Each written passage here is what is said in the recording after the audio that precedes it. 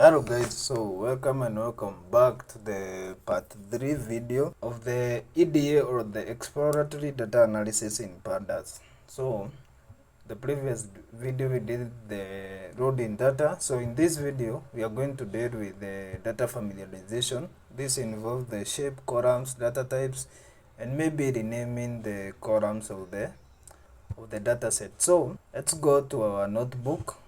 I showed you on how to load the notebook from our Nakoda prompt. So you just type in the Jupyter notebook. This is what we did on the previous video. So we loaded the data. So now we are getting to familiarize ourselves with the data set. So we can maybe get the shape of the data set. So data set shape.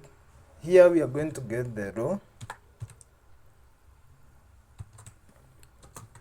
Going to get the row and the columns of the data set. So let's see the columns. As you can see here from the what we previously printed, so we have over 65,000 rows and the 12 columns.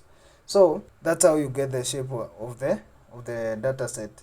So the other thing you can get is the data types of the first. Let's get the column names.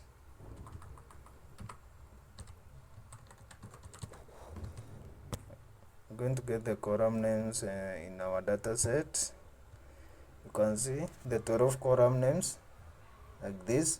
Then you can maybe rename one. You can maybe try to rename one of the columns. Let's try to rename the customer ID to df dot. You're going to use the rename function. Then you're going to use the columns attribute is equals. Then you're going to use the dictionary here. Now you are going to use the previously used column name customer ID.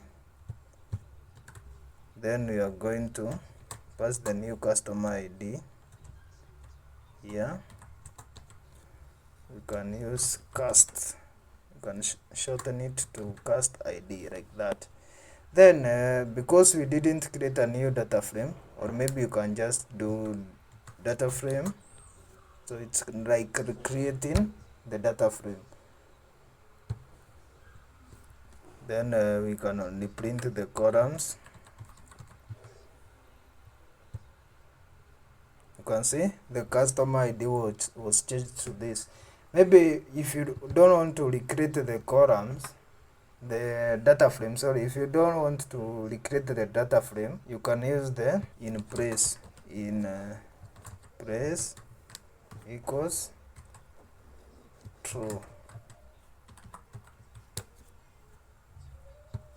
In place equals true.